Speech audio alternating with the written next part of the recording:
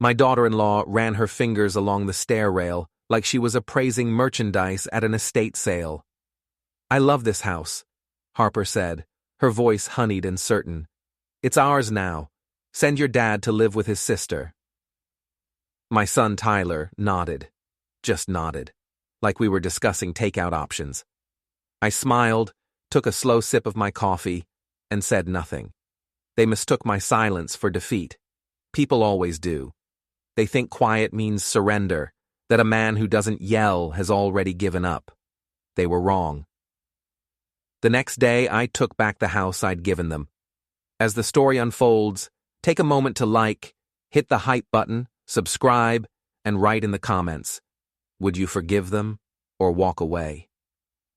I'm Henry Caldwell, 63 years old, retired building inspector. I spent 40 years making sure structures didn't collapse on people. I know how things are built. I know how they fall apart. Marlene and I raised 2 kids in this house, Tyler and Megan, 3 bedrooms, 2 baths, brick colonial on a quiet street. 5 years ago, we put the house in a revocable living trust with a life estate clause. We retained all rights during our lifetimes, but after we passed, ownership would transfer to Tyler and Megan equally. Last year, Tyler lost his job. He and Harper needed a place to stay, temporarily. We said yes. They moved into the guest room. Then Harper started filming content in our living room. She's a lifestyle influencer. Cameras everywhere, ring lights on our furniture, strangers commenting on the color of our couch. 3 months in, Tyler said, "Dad, you guys could downsize. Harper and I need this space for the business." I said, "We'll think about it." 2 weeks later, I overheard the conversation on the stairs. Harper's fingers on the rail, Tyler's nod, the casual certainty that I'd just leave. That night, Marlene and I sat at the kitchen table. She looked tired in a way that made my chest tight. "Did you hear them?" I asked. "Every word." Her voice was flat, controlled. Marlene spent 30 years as a high school vice principal. She knows when testing becomes cruelty. "Adrian said the trust is revocable," I said slowly. "Life estate means it's ours until we're gone. They're counting on you being too nice to enforce it." Marlene pulled out a manila folder. Property documents, utility bills, highlighted sections of the trust agreement. "I already called him. We have options." My wife had been planning too. Quiet, methodical planning. "How long have you been thinking about this?" I asked. "Since I heard Harper tell Tyler she wanted to renovate our bedroom into a walk-in closet." I laughed. The audacity was almost impressive. We spent the next week gathering everything we needed. Adrian Cho, our lawyer, walked us through the process. In Pennsylvania, a life estate holder retains full control of the property. They can't be forced out. And a revocable trust means exactly what it sounds like. We could change it, modify it, or terminate it entirely. "Legally, you're not the guests," Adrian said. "They are." Marlene made a list. Point 1, 30-day notice to vacate. Point 2, reroute all utilities back into our names. Point 3, change the locks the morning the notice expires. Point 4, document everything. I added point 5, smile the whole time. On a Tuesday morning, I slid the notice into an envelope labeled Homecoming. That afternoon, I handed it to Tyler in the driveway. 30 days. You'll want to start packing." He laughed. "Dad, we talked about this. You're moving to Aunt Ruth's." "Read the notice, Tyler." He tore it open right there. I watched his face change as he read. Confusion, then disbelief, then something harder. "You can't do this." "I can. I am. You have 30 days. After that, you're trespassing." Harper appeared in the doorway, phone already in her hand. "Are you seriously kicking us out?" "I'm reclaiming what's mine. There's a difference. We'll fight this. We'll take you to court." "No," I said. "I let you stay here. Now I'm done letting you." I walked back inside, leaving them sputtering. Through the window, I watched Harper start filming, already spinning the narrative, already playing victim for her followers. Marlene came up beside me. How'd it go? Exactly as expected. They think we're bluffing. Good, she said. Let them think that. For 29 days, Tyler and Harper pretended the notice didn't exist. They filmed more content. They invited friends over. Harper posted photos of her living room, her kitchen, her dream home. On day 30, I changed the locks. The locksmith arrived at 7 in the morning. Beside him stood Deputy Marshal Kowalski from the sheriff's office, there to supervise and prevent any misunderstandings. Tyler opened the door in sweatpants, squinting against the morning sun.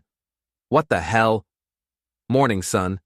We're changing the locks. You'll want to gather your things. You can't. This is illegal.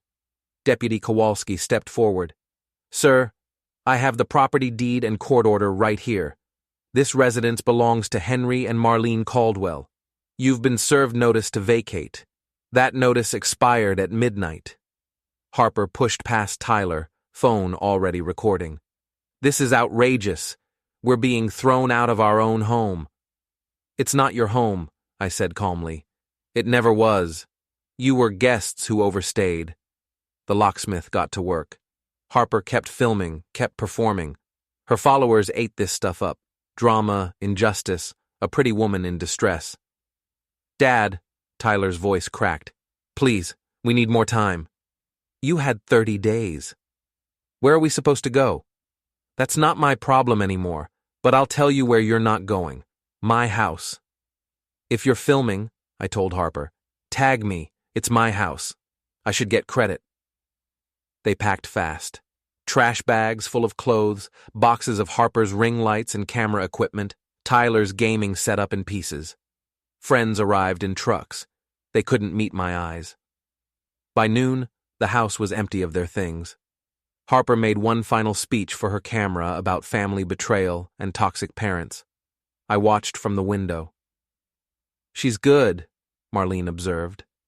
That wounded dove expression. Very practiced. Won't last. Pretty lies never do. Deputy Kowalski handed me the new keys. You're all set, Mr. Caldwell. After they left, Marlene and I walked through the house room by room. The guest room was a disaster. Holes in the walls where Harper had mounted lighting equipment, carpet stained, a broken drawer handle. They treated it like a set, Marlene said. Not a home. We'll fix it. I took photos of everything. Documentation. Always documentation. That night, we ate dinner at our own kitchen table for the first time in months. Normal life. We'd been locked out of normal by our own children, but we'd taken it back. Harper's post has 5,000 likes, Marlene said, scrolling her phone. Comments are split. Which half is winning? The truth usually does. Eventually. We spent the next few days cleaning, repairing, reclaiming. I patched the walls. Marlene shampooed the carpets. We repainted the guest room, erasing every trace of Harper's aesthetic. On the 4th day, Tyler showed up. I saw him through the window, sitting in his car in the driveway for 20 minutes. He left without knocking. On the 5th day, I got a call from Adrian. Henry, we might have a problem. Tyler went to the county recorder's office this morning. He tried to file a transfer of deed. A chill ran through me. Can he do that? No, but he tried. The clerk flagged it. The signatures looked forged. They've opened an investigation. Fraudulent deed filing is a felony in Pennsylvania. My son had tried to steal my house through forgery. What do we do? Nothing yet. Let the county handle it, but you might want to show up at the recorder's office. I drove downtown that afternoon. I found the clerk who'd flagged Tyler's filing, a woman named Patricia with reading glasses on a chain. Mr. Caldwell, your son left about an hour ago. Angry man. He tried to transfer my house? She pulled up the digital file. Attempted, yes, but the signature doesn't match the one we have on file, not even close. Your son isn't a very good forger. What happens now? We've referred it to the DA's office. They'll decide whether to press charges. She looked at me over her glasses. For what it's worth, I'm sorry. No, I said. It's not. But that was a lie. It was easy. Because with every action Tyler and Harper took, they made my case stronger. They weren't victims. They were thieves, caught in the act. I found Tyler in the parking deck behind the county building. He was pacing, arguing with someone on his phone. When he saw me, his face contorted. You reported me, he hissed, ending the call. You tried to forge my signature. I kept walking toward my truck. It's my house. It's not. It never was. And now you've committed a felony trying to steal it. Tyler followed me. Dad, please. We made a mistake. Harper pushed too hard. We just need— What? Another chance to manipulate me? I shook my head. I'm done, Tyler. What do you want? An apology? You've got it. You're sorry you got caught. I unlocked the truck. You chose Harper's ambition over basic decency. You chose likes and followers over your own parents. I pulled out, leaving him standing there in the parking deck. When I got home, Marlene was on the phone with someone, her voice warm and conspiratorial. Mara Hall, she said after hanging up. HOA vice chair. Why are you calling Mara? I'm not calling. I'm sharing community concerns. Marlene's smile was predatory. Harper's been filming commercial content without HOA approval. Ring lights visible from the street, noise complaints.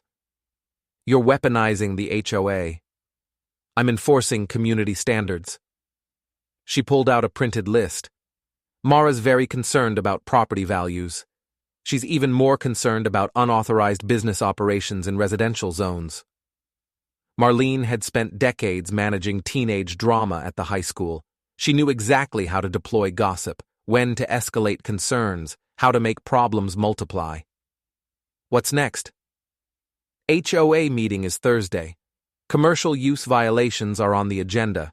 Harper's going to get a notice, probably a fine. She'll just move to a different neighborhood. Not without money, and Tyler's unemployment is running out. Marlene set the list aside. I also spoke to Ruth. My sister Ruth was a retired librarian, blunt as a hammer. She'd never liked Harper. What did Ruth say? That she's proud of you, and that if you need a witness to anything, she's available. Witness to what? Marlene's expression shifted. Whatever comes next, because this isn't over, Henry. She was right. The HOA meeting was Thursday at 7. Marlene and I arrived early, taking seats in the back. About 20 residents showed up.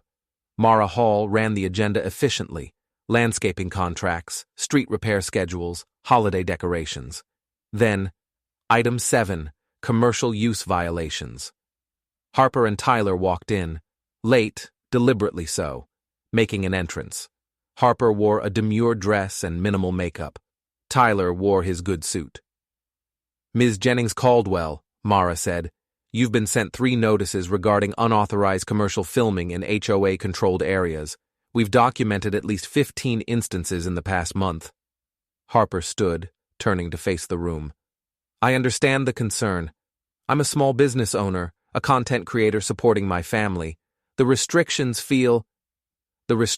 are in the bylaws you signed. Mara cut through the performance. Section 12, subsection 4, no commercial operations without board approval. You never applied. I wasn't aware. You were notified in writing, 3 times. Mara held up the certified mail receipts. We have proof of delivery. Harper tried to reset her expression. We'd like to apply for approval now. Too late. The board has voted. You're fined $500 per violation, total $7,500, payable within 30 days. The room went silent. I saw Harper's face crack, just slightly. That's excessive, Tyler said, standing. That's clearly targeted harassment. The fines are standard. Same as we charged the Patels last year. We treat everyone equally. As the meeting adjourned, Harper tried to approach Mara. Mara gave her the board's email address and nothing else. Outside, Marlene linked her arm through mine. Phase 2 complete. That weekend, I reinstated all the utilities in my name only: electric, water, gas, internet. Tyler and Harper hadn't paid a single bill in 3 months. I called each company, provided my identification, confirmed my ownership. And the outstanding balance?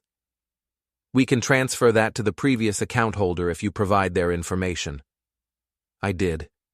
Every unpaid bill, every late fee, transferred to Tyler's name. He'd used the services. He should pay for them. At home, I found Marlene with paperwork spread across the table. Bank statements, credit card bills, legal documents. What's all this? Homework. She tapped a highlighted section. Tyler took out a personal loan last year.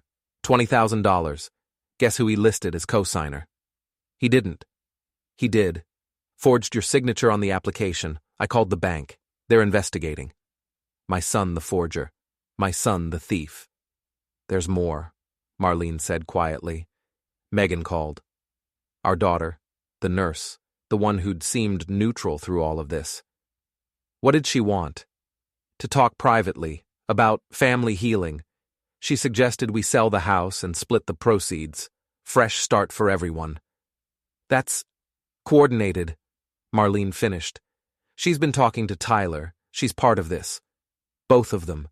Both of our children. When? She wants to meet tomorrow. Coffee shop on River Street. Are you going? We're going, and we're bringing Adrian. The coffee shop was carefully rustic. Exposed brick, Edison bulbs, handwritten menus. Megan was already there, sitting at a corner table. She looked tired, her scrubs visible under a cardigan. Mom, Dad, thanks for coming. We sat. I'd texted Adrian. He was on standby. Megan, Marlene said, her principal voice in place. What's this about? I'm worried about everyone. Tyler's struggling. You two are stressed.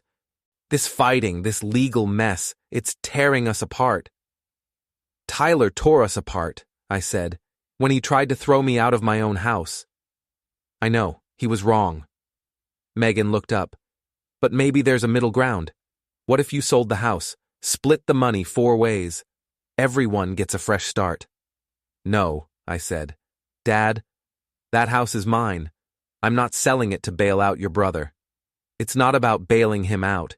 It's about family. You're being stubborn. I'm being right. Megan, your brother tried to forge my signature. He tried to steal the house through fraud. Why would I reward that? Because he's your son. So are you my daughter. What's your angle here? Megan's face changed. A micro-expression, calculation replacing concern. She caught it too late. I don't have an angle. I'm trying to help. Whose idea was this? Marlene's question was soft, dangerous. The house sale. Whose idea? Megan hesitated. Fatal pause. Yours or Harper's? Does it matter? It does. Because if Harper suggested it, that means Tyler told her we wouldn't sell, so she got you to ask instead. That's not...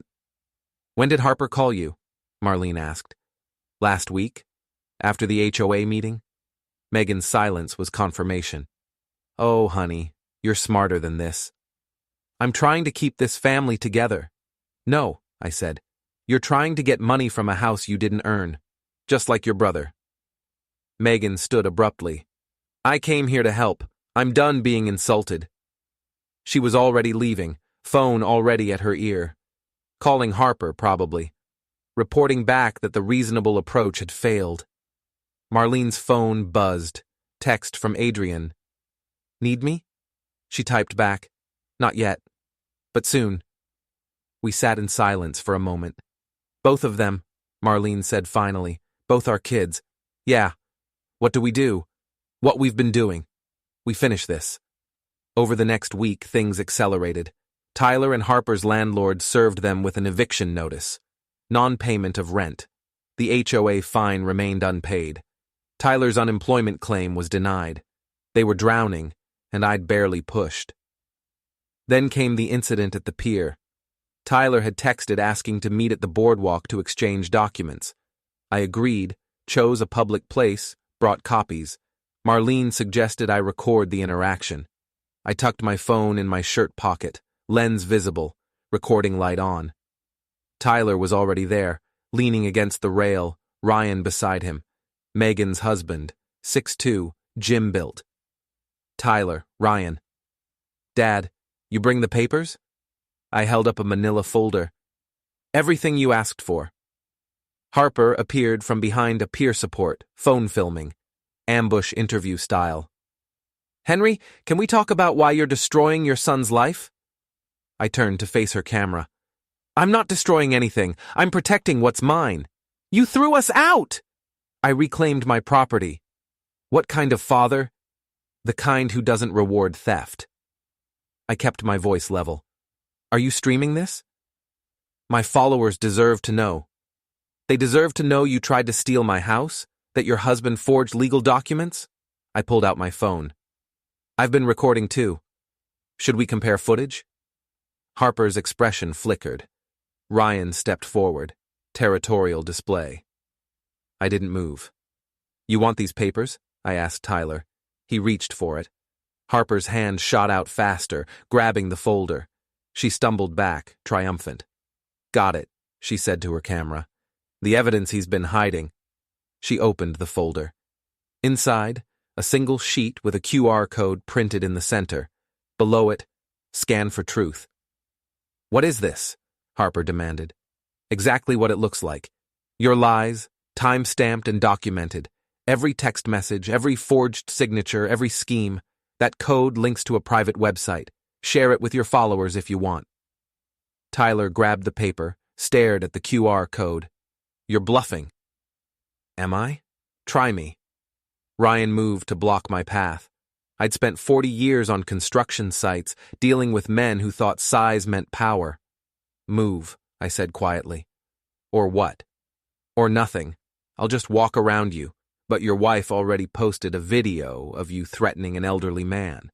Her followers are watching. Want to make it worse? He looked at Harper. She was still filming. The optics were bad.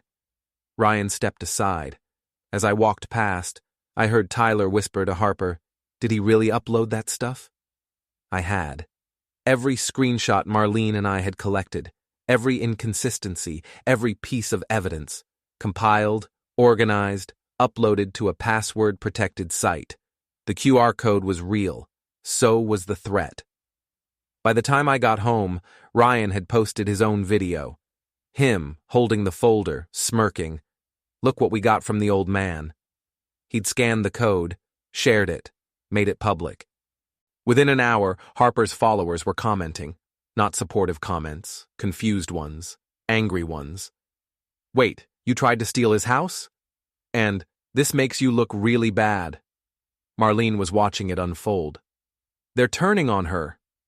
Good. Henry. She looked up. This is justice. But there was something else. What? Megan posted too. She turned the laptop toward me. A long text post. Megan explaining her side, playing victim. Except embedded in the post was a screenshot of a group chat. Megan, Tyler, Harper, and Ryan. All of them, planning the house takeover. And at the top, Megan's message. Harper, you push Dad on the house. I'll work Mom on the guilt angle. Together we can make them fold. My daughter, the instigator. She posted this herself? By accident. Look at the corner. Marlene zoomed in. The screenshot showed Megan's own phone interface. She'd meant to crop it, hadn't. I sat down heavily. All four of them, coordinated and cold. Adrian needs to see this. Yeah. Henry, we're expanding the case, not just Tyler and Harper, all of them. I nodded. Adrian Cho's office smelled like leather and old paper. He'd printed out the social media posts, the chat screenshots. Now they sat on his desk in a neat stack. This changes things, Adrian said. Originally, you were protecting your property from Tyler and Harper. Now we're looking at a coordinated effort involving all four of them. Can we sue them? Marlene asked. We can do better. Pennsylvania allows for civil theft claims. When someone attempts to obtain property through fraud, the victims can recover up to 3 times the damages plus attorney fees. How much are we talking? Adrian did mental math. Conservative estimate? 150,000. Maybe more. I whistled low. We don't have that kind of money to pursue it. You don't need it. I'll work contingency. Adrian leaned forward. But I need to know you're serious. Going after both your children plus their spouses, that's declaring war on your entire family. Marlene and I looked at each other. They declared war on us first, I said. All right then, let's get to work. The next 2 weeks were depositions, documentation, witness statements. Ruth gave hers without hesitation. The Hernandez family confirmed noise complaints. Mara Hall from the HOA provided testimony. Meanwhile, Tyler and Harper were spiraling. The landlord had followed through on eviction. They'd moved in with Ryan and Megan, all 4 crammed into a 2-bedroom apartment. Megan tried calling once. I let it go to voicemail. Her message was short. Dad, please, we can fix this. I didn't call back. One evening, I stood in what used to be Tyler's bedroom. We'd repainted it, turned it into a home office for Marlene. No trace of Tyler left. Second guessing? Marlene asked from the doorway. Remembering. There's a difference. He made his choices. I know. Doesn't mean they don't hurt. Good. That means you're not like them. You still feel things. We stood there in the quiet. Then the settlement letter arrived. Adrian had drafted it. Clear, precise, brutal. Tyler, Harper, Megan, and Ryan had 7 days to respond. Option 1. Accept responsibility, pay restitution, sign over any future claims, and submit to a 5-year restraining order. Option 2. Go to court and face felony charges. They'll never agree, I said. Then we go to court, Adrian replied. But I think you'll be surprised. People fold when they realize they can't win. 3 days later, Tyler called. Not me. He called Adrian's office, requested a meeting. The conference room was generic. Tyler and Harper sat on one side. No lawyer with them. They couldn't afford one. We want to settle, Tyler said immediately. We'll agree to your terms. All of them? Yes. Harper looked like she'd been crying. Her Instagram-perfect makeup was absent.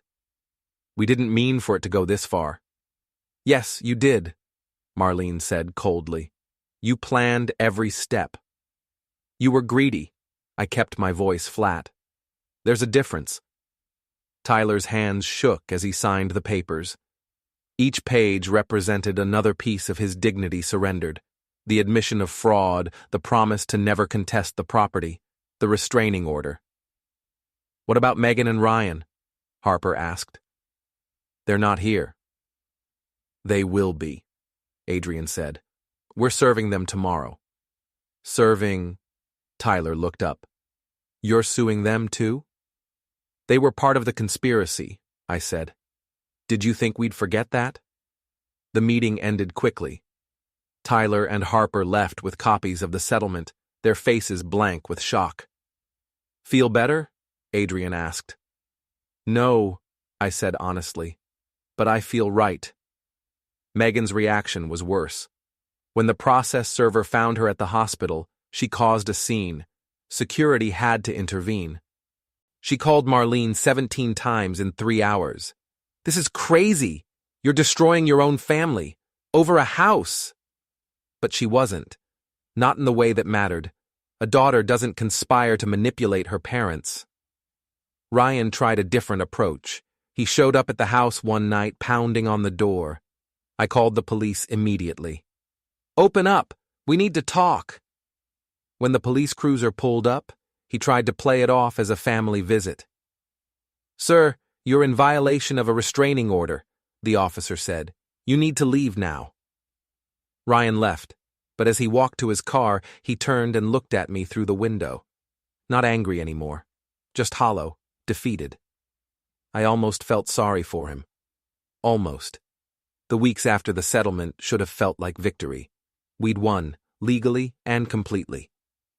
Tyler and Harper had signed away any claim to the house. Megan and Ryan were processing their own settlement agreements, facing the same terms or worse. Adrian was confident we'd recover most of our legal costs. But it didn't feel like victory. It felt like grief. Marlene threw herself into redecorating. She replaced all the furniture Harper had touched, repainted walls, changed light fixtures, erasing them, piece by piece. I worked in the yard, tearing out the garden Tyler had neglected, planting new flowers. We were rebuilding. But underneath, we were mourning. "How did this happen?" Marlene asked one night. We were sitting on the back porch, watching fireflies in the dusk. "How did we raise two kids who'd do this to us?" "I don't know."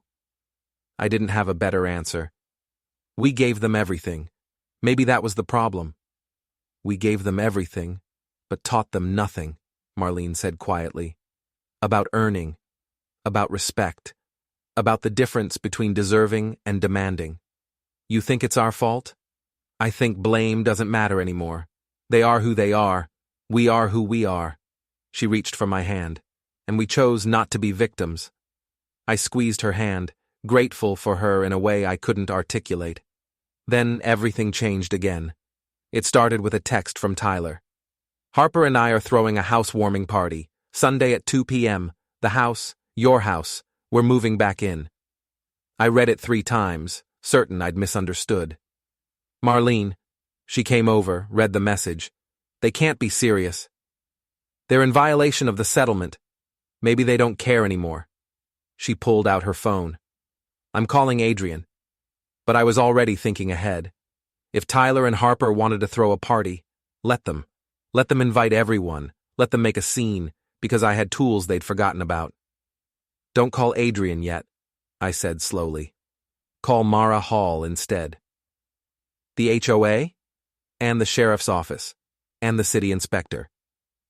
I felt something cold and precise slot into place. "They want a party? We'll give them one they'll never forget." Marlene's eyes widened. Then she smiled. "You're going to let them?" "I'm going to let them try." We spent Saturday preparing. I didn't sabotage anything. Didn't need to. Just made calls, sent emails, coordinated timing. Mara Hall was thrilled to participate, especially after I explained Tyler and Harper's plan to violate the restraining order. The sheriff's office assigned Deputy Kowalski, he remembered us from the lockout, thought the whole situation was better than TV. Sunday morning I parked my truck across the street from the house. Perfect view of the front door and driveway. Marlene sat beside me with coffee and a checklist. "You're enjoying this too much," she said. "I'm enjoying justice." I took a sip of coffee. There's a difference. At 1:30, cars started arriving. Tyler and Harper's friends, mostly. The same crowd that had partied there while we were still in residence, that had ignored our presence, that had treated our home like a set for Harper's content.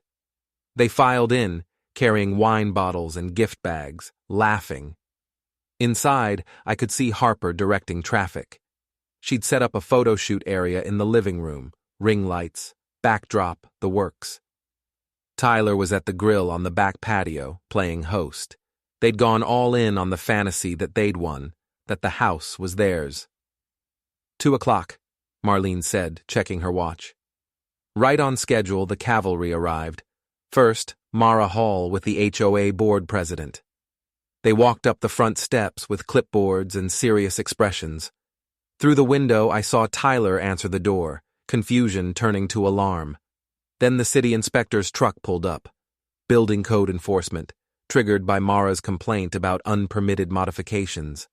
Harper had posted photos of her renovations online, evidence of work done without permits. Finally, Deputy Kowalski. He approached slowly, giving Tyler time to process what was happening. When Tyler saw the cruiser, his face went white. "This is perfect," Marlene whispered. From our truck, we watched the party implode. Guests started streaming out, confused and embarrassed. Harper tried to keep filming, but the city inspector made her put the camera down. I saw Tyler arguing with Deputy Kowalski, gesturing wildly, but the deputy remained unmoved. Then Tyler did something stupid, something I'd been hoping he wouldn't do but expected he would. He saw me sitting in the truck, saw me watching, and he snapped. He came across the street at a run, Ryan behind him. Both of them, furious and reckless. Deputy Kowalski shouted a warning, but they didn't stop. I got out of the truck calmly, phone in hand, recording. Tyler, Ryan, you're both in violation of a restraining order. This is our house, Tyler screamed. It's not. It never was. And now you're on camera breaking the law. I held up my phone. Again. Ryan grabbed for my phone. I pulled it back, stepped aside. He stumbled, off balance. Tyler tried to physically push me toward the truck, but I'd spent 40 years on job sites dealing with aggressive contractors. I knew how to hold my ground without fighting back. Stop. Deputy Kowalski was there, hand on his radio. Both of you, step back now. He's stealing our house! Harper shrieked from the porch, still filming. Ma'am, that's not what's happening here. Kowalski gestured to Tyler and Ryan. You two are in violation of a legal order. I can arrest you right now. We just wanted...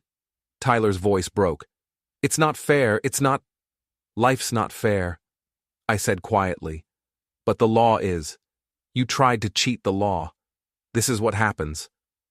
Ryan lunged again. This time, Kowalski didn't hesitate. Handcuffs, practiced movements, Ryan face down on the asphalt. Tyler froze, watching his brother-in-law get arrested. Don't move, Kowalski told Tyler. Don't make this worse. Harper was crying now, real tears, not the pretty Instagram kind. She tried to approach, but Mara Hall blocked her path. The party's over, Ms. Jennings, time to leave. This is harassment. This is enforcement. Mara handed her a notice.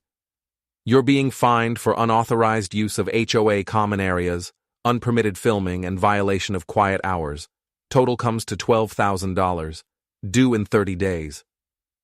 Harper stared at the paper like it was written in a foreign language. The city inspector added his own notice. Multiple code violations, unpermitted electrical work, structural modifications without approval, unsafe construction practices. The property is red-tagged until corrections are made. I can't afford... Harper looked at Tyler. We can't afford this. That's not my problem, I said, and I meant it.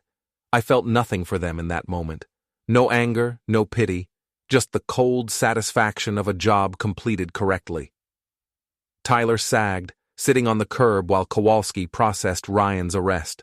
Around them, the neighborhood watched. The Hernandez family from their porch.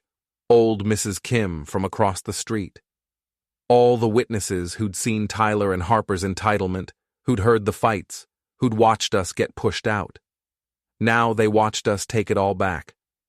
Marlene joined me on the sidewalk. Where's Megan? Not here. I checked my phone. She called it off yesterday, said she couldn't be part of this. Smart girl. Finally. The party was completely dismantled now. Guests gone, food abandoned, decorations drooping. Harper sat on the porch steps, head in her hands. Tyler just stared at nothing. What happens now? Marlene asked. They leave. We reclaim. Again. I watched Deputy Kowalski finish the paperwork.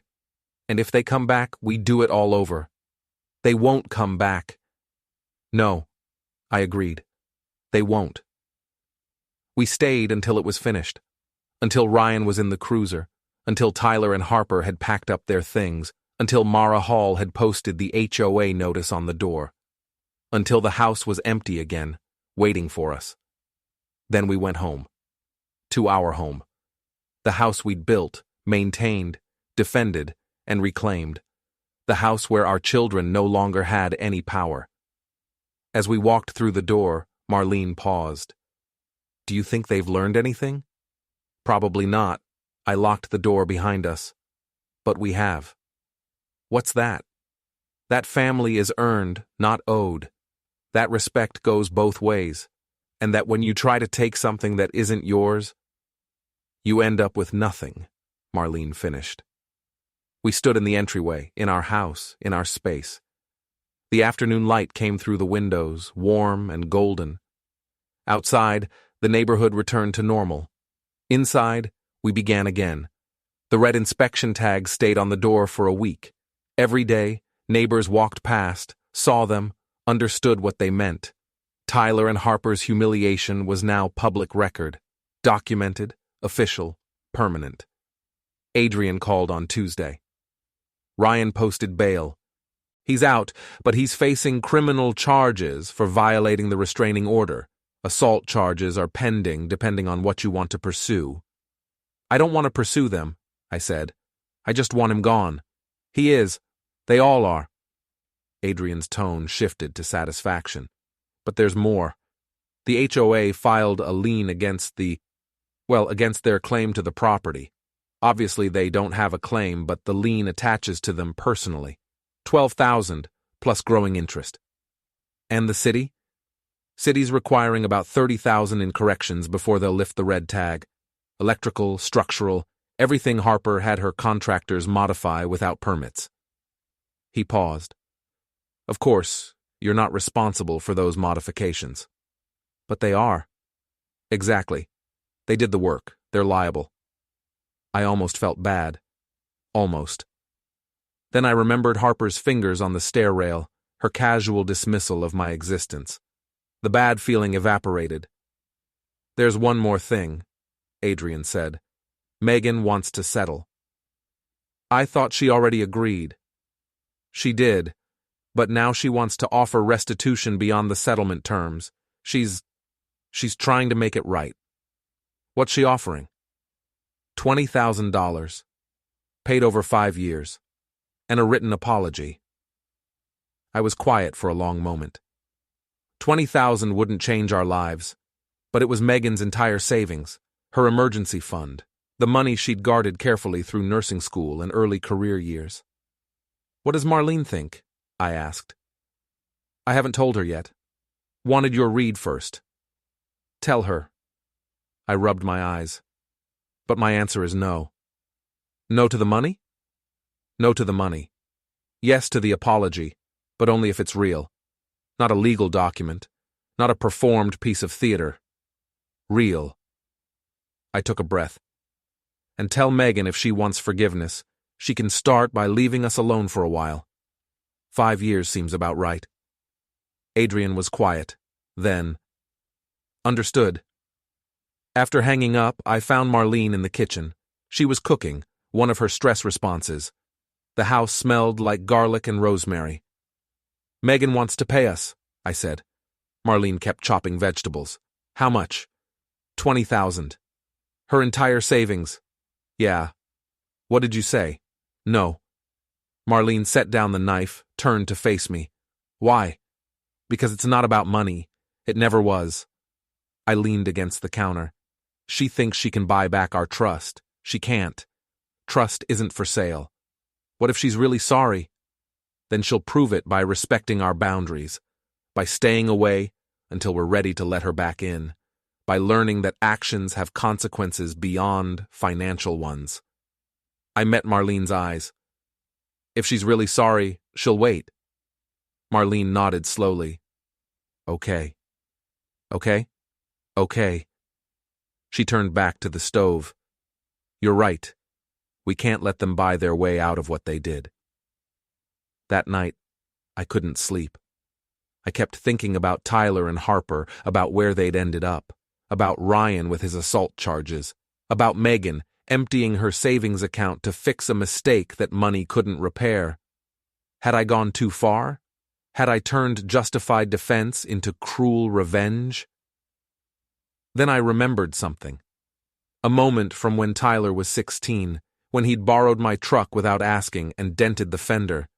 I'd been furious, not about the damage, but about the deception. About him taking something that wasn't his.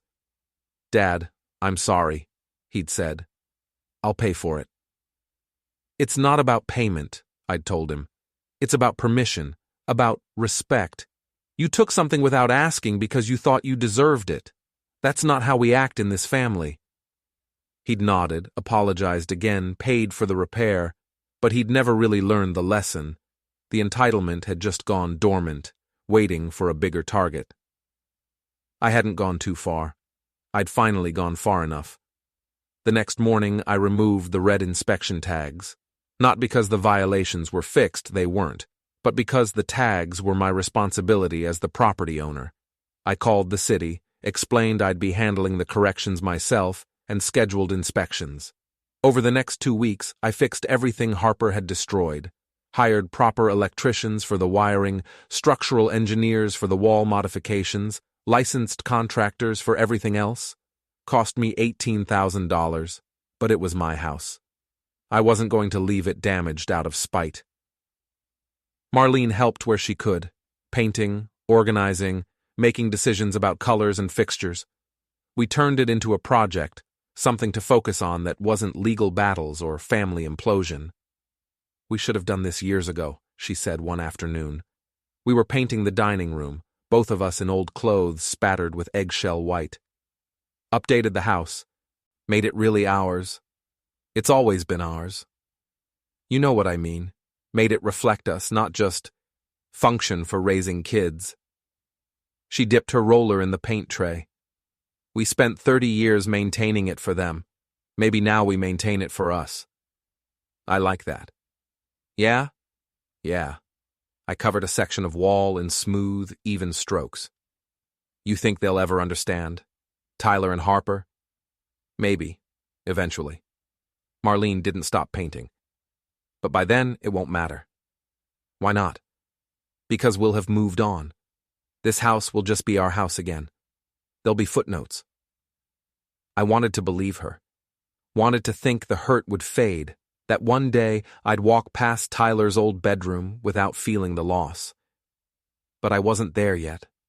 Ruth visited that weekend. She brought groceries and opinions in equal measure. "You look tired," she said, unpacking organic vegetables like they were medicine. "We've been working on the house." "That's not what I meant."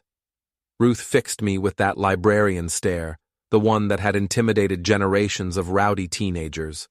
"You're carrying this. All of it. Let yourself feel it, Henry." "I am feeling it."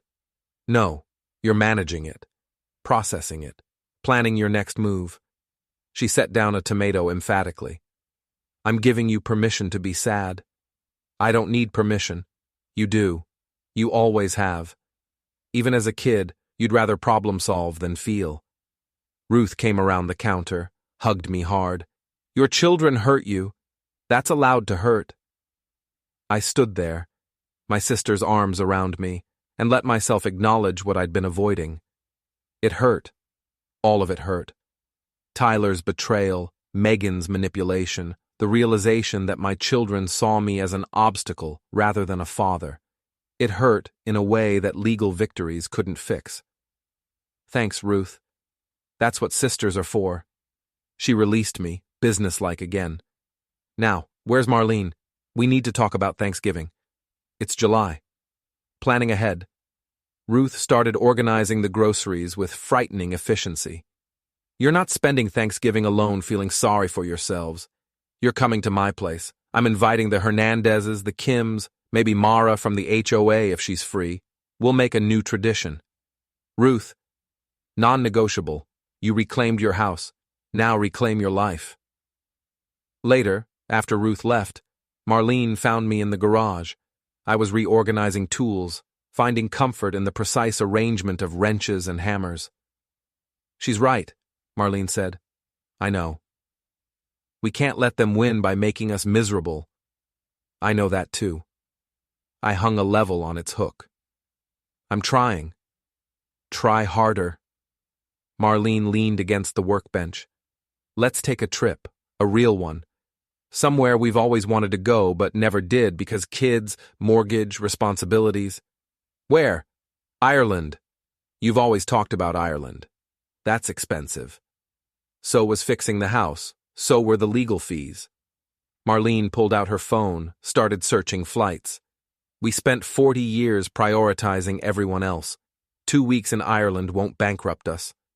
I watched her scroll through options, her face determined and hopeful. She was right. Ruth was right. We'd won the battle, but couldn't let the war consume us. "Book it," I said. "Really?" "Really. Ireland. 2 weeks. Let's go reclaim ourselves." Marlene's smile was pure joy. When?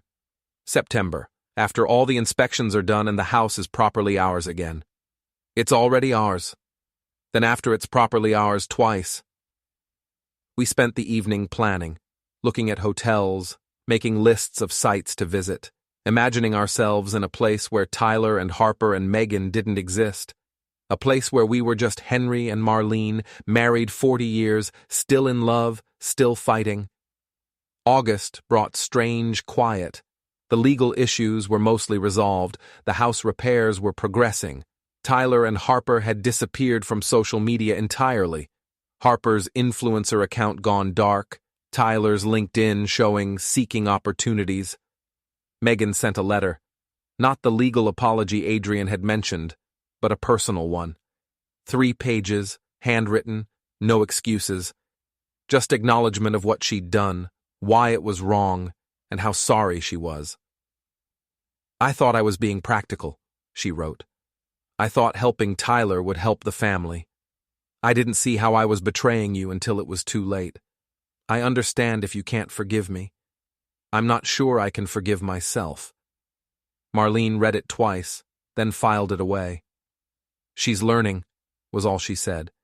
The city approved our final inspection on a Friday. All code violations corrected, all work permitted and proper. The inspector, a younger guy named Dennis who'd worked under me years ago, signed off with genuine approval.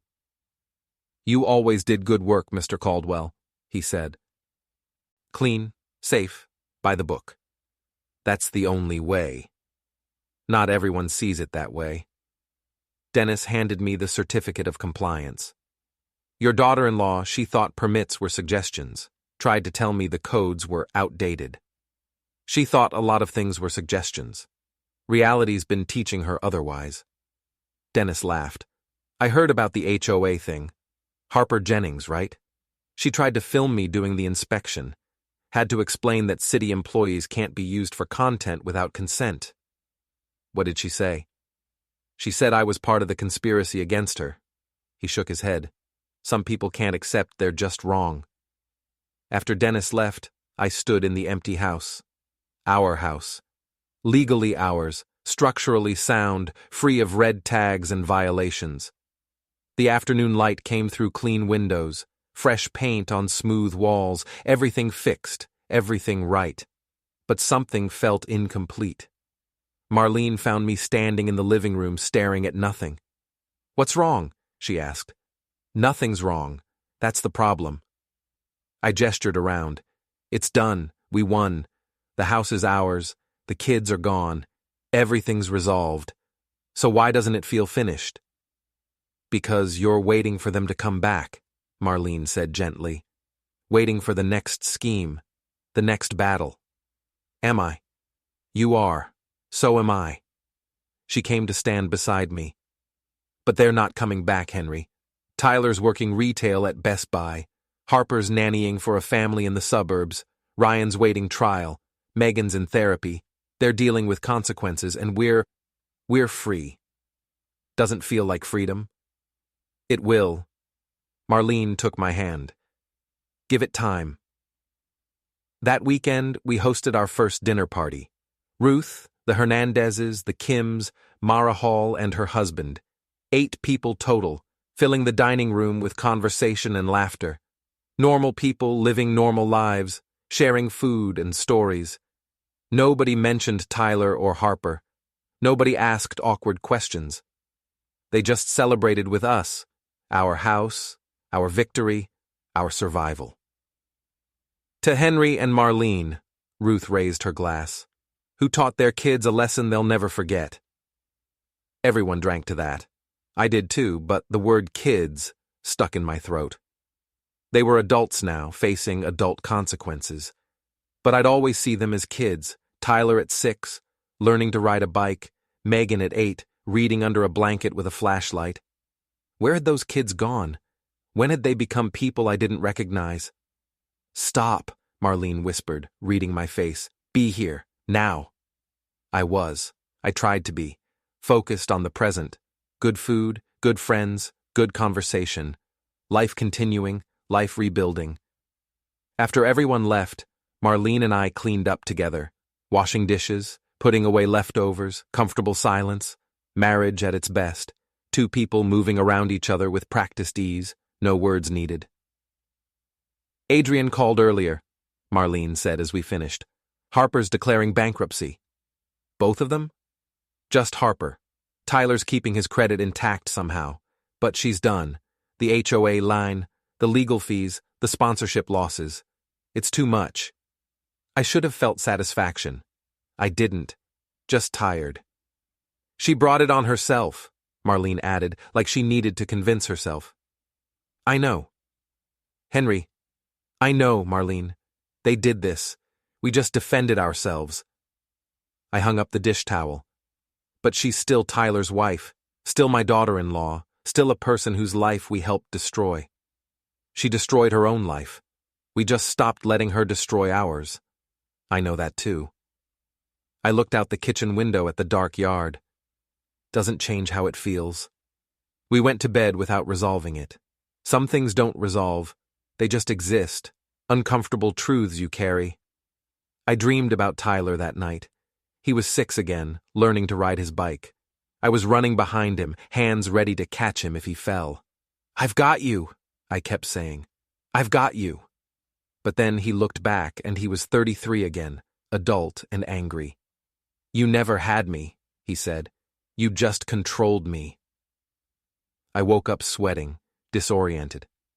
Marlene was already awake, reading on her tablet. Bad dream? She asked. Tyler. Always Tyler. She set the tablet aside. Henry, you need to let him go. I did let him go. I kicked him out, sued him, took everything. I don't mean physically. I mean emotionally. You're still carrying him, still trying to save him from himself. She rolled to face me. He made his choices. They weren't your choices. You can't fix that. He's my son. He was your son. Now he's a man who tried to steal from you. The relationship changed. You need to accept that. I stared at the ceiling, processing. The relationship changed. Past tense. Not changing, not might change. Already changed. Already done. When did you accept it? I asked. The day Megan sent that group chat screenshot. When I saw it was both of them, coordinated, calculated. That's when I knew they weren't my kids anymore. Not the kids I raised. Marlene's voice was steady, certain. They're adults I used to know. Adults I no longer trust. That's cold. That's survival. Maybe she was right. Maybe I needed to be colder, more clinical. Treat them like problems solved rather than relationships broken. File them away like old paperwork. Reference only when necessary. But I couldn't. Not yet. Maybe not ever. September came, and with it, our trip to Ireland. 2 weeks of green hills, old castles, pub food, and blessed distance from everything. We didn't talk about Tyler or Harper or legal battles. We talked about history, landscape, where to eat dinner, whether to buy tacky souvenirs. On our last night, sitting in a pub in Galway, Marlene raised her Guinness. To us. For surviving. To us, I echoed. For more than surviving. What's more than surviving? Reclaiming. I clinked my glass against hers. We reclaimed everything they tried to take. Not everything. Marlene's expression was complex. We lost our kids. We lost who we thought they were, I corrected. The real versions. Those were gone a long time ago. We just finally saw it. Does that make it hurt less? No. I drank. But it makes it true. We flew home renewed, not healed but stronger, ready to face whatever came next. April brought the moment I'd been dreading and anticipating. Tyler showed up at the house, not violating the restraining order. He stayed on the sidewalk, public property. But he was there, visible from the window, holding a folder. I watched him for 10 minutes. He didn't knock, didn't call, just stood there. Finally, I went outside. Tyler. Dad. He looked terrible, thinner, older, worn. I'm not here to fight. I'm here to make amends, real ones. I crossed my arms, stayed on the porch. I'm listening. I can't give back the time I stole. Can't undo the hurt. He held up the folder. But I can do this. Inside, a complete accounting. Every dollar he'd cost me, legal fees, repair costs, utilities, added up, itemized, totaled, $147,000. That's what I owe you, Tyler said. I'm working 3 jobs. Best Buy, weekend security, DoorDash at night. I'm paying you back, all of it. At $300 a month, it'll take 40 years. But I'm doing it. I stared at the accounting. Professional, thorough, unflinching. You made this? I made the mess. I'm making the accounting. Tyler's voice cracked.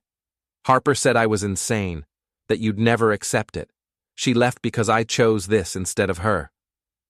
You chose accountability. I chose what you would have chosen, what you tried to teach me. Tears now, real and raw. I'm 40 years behind on learning the lesson, but I'm learning. I looked at my son, broken, bankrupt, humbled. Exactly what I'd wanted, supposedly. Victory, revenge, justice. It felt like loss. Come inside, I said. The restraining order is modified as of yesterday. Adrian filed paperwork. You're allowed on the property for family meetings. I stepped aside. Come inside, Tyler. He followed me in, hesitant. Marlene was waiting in the kitchen. She'd heard everything. Tyler, she said, not warm, but not hostile. Mom. He set the folder on the table. I know sorry isn't enough. Stop. Marlene held up a hand. Stop apologizing and start doing. $300 a month is a start, but real amends mean changing who you are, getting therapy, learning boundaries. I'm in therapy, been going since January. Good, keep going, for years. Marlene pulled out a chair. Sit. We sat, the 3 of us at the kitchen table, where we'd once been a family. Harper's really gone? I asked. Vegas, new boyfriend, she's starting over. Tyler's laugh was bitter. I'm happy for her, actually. She was never meant for consequence. I am. What about Megan? Megan's in therapy, too. Her marriage is over. She wants to reach out. I told her not yet, that you're not ready. I'm not. I know. Tyler stood, awkward. I should go. I just wanted you to see I'm trying. Tyler. I stopped him at the door. $300 a month, every month, no excuses. I know. And therapy, real work, actual change. I know. And no contact with Harper. She's poison for you. I know that too. Tyler opened the door, paused. Dad, thank you for not slamming the door completely. I didn't respond. Just watched him walk to his beat-up Honda, drive away with precise caution, following rules, respecting boundaries, learning. He meant it, Marlene said from behind me. Maybe. No, he did. I know real change. That was real. You're sure? Sure enough to accept his payments, not sure enough to trust him yet. How long until trust? Years, maybe never, but we can accept his amends while maintaining boundaries. That night, Tyler's first payment arrived. $300, electronically transferred. Memo line reading, month 1 of 490. 490 months, 40 years. But he was trying, publicly, consistently, without excuses. Maybe that was what justice looked like. Not victory, not revenge, but acknowledgement. The person who wronged you, broken by their choices, working slowly to repair what they destroyed. 2 weeks later, Megan sent a letter, not asking for contact, just updating us. She'd completed intensive therapy, started a new position, divorced Ryan cleanly, was learning to live with her guilt. I don't know if you'll ever forgive me, she wrote. I don't know if I deserve forgiveness, but I'm becoming someone worthy of it, slowly. No demands, no manipulation, just information, boundaries, respect. Marlene filed the letter with Tyler's accounting, evidence of change. Do you think we'll reconcile? She asked. Eventually? I don't know. Part of me wants to. Part of me is afraid to want to. What do you want? Marlene thought for a long moment. I want them to be happy, and I want us to be safe, and I'm not sure those two things can coexist yet. Yet? I'm leaving the door unlocked, not open, just unlocked. If they do the work, earn the trust, change fundamentally, maybe we revisit. And if they don't, then we had a good life anyway, with each other, with this house. Marlene gestured around. We reclaimed everything that mattered. June brought the final piece. Tyler's second payment arrived on time, then his third in July, each transfer carrying that same memo, month X of $490. August marked 1 year since I'd changed the locks. Anniversary of reclamation. Marlene suggested we mark it, so we threw another dinner party, 20 people in our house, celebrating our survival. I made a toast. To family, the one we're born with, and the one we choose. Thank you all for being the ones we chose. Everyone drank to that. Warm faces, genuine affection, people who'd supported us. This was family too. As people left, Ruth pulled me aside. Tyler called me. Yeah? Asked if I thought you'd ever forgive him. I told him forgiveness was earned, not owed. Ruth looked at me seriously. He's doing the work, Henry.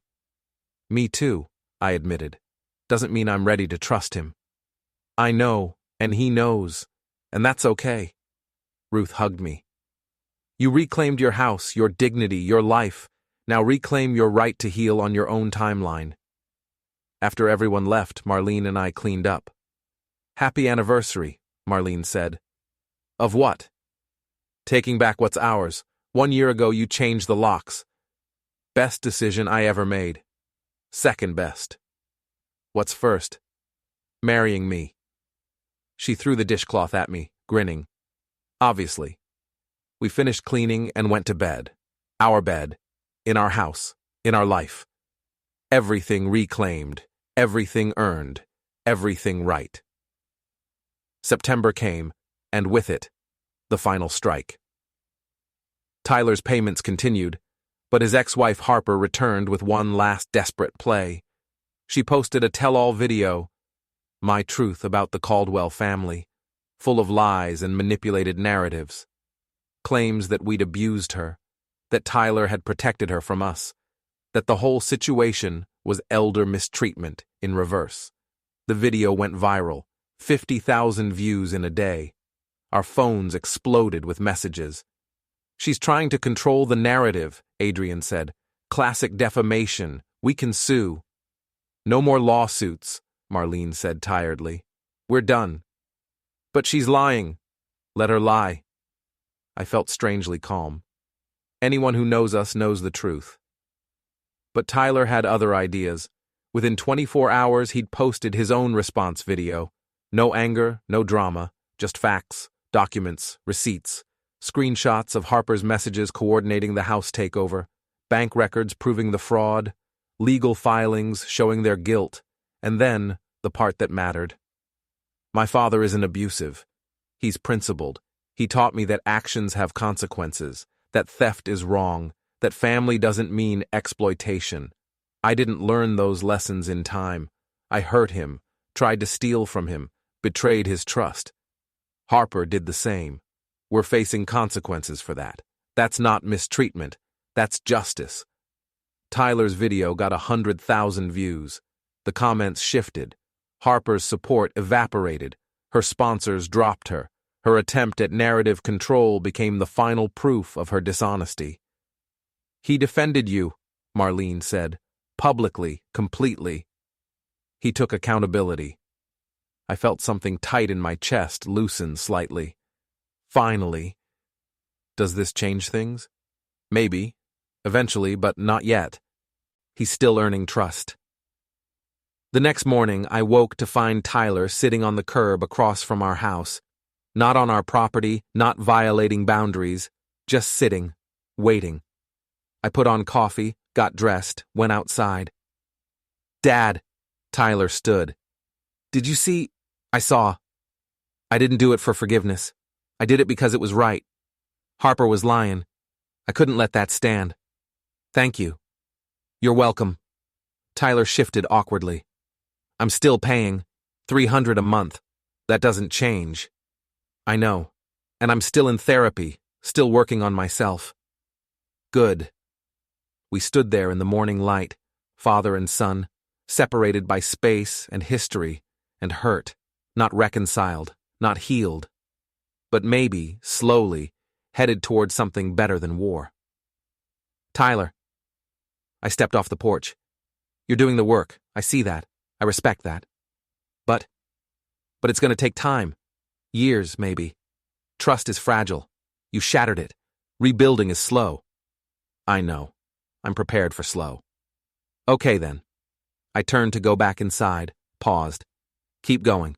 Keep trying. Don't stop. I won't. I went back to Marlene. She was watching from the window, coffee in hand. Progress? She asked. Maybe. Small, but real. Good enough?